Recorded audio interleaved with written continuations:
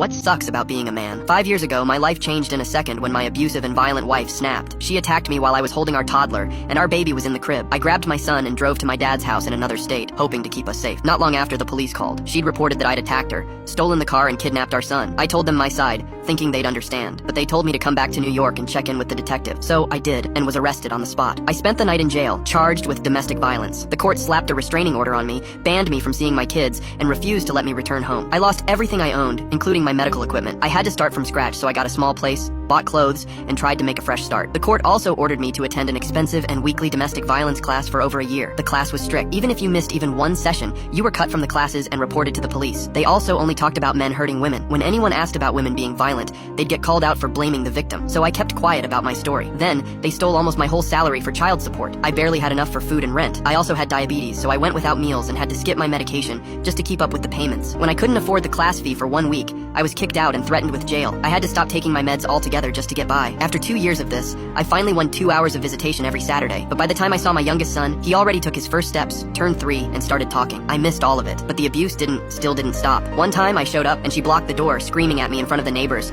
She kicked me in my groin, so I called the police. They told me to walk it off. I fought every step, talking to lawyers, joining support groups, trying to tell my story. But my lawyer finally told me to plead guilty. Going to trial would destroy me. I took the advice and ended up getting another year of that class. Life's still tough, but I'm holding on.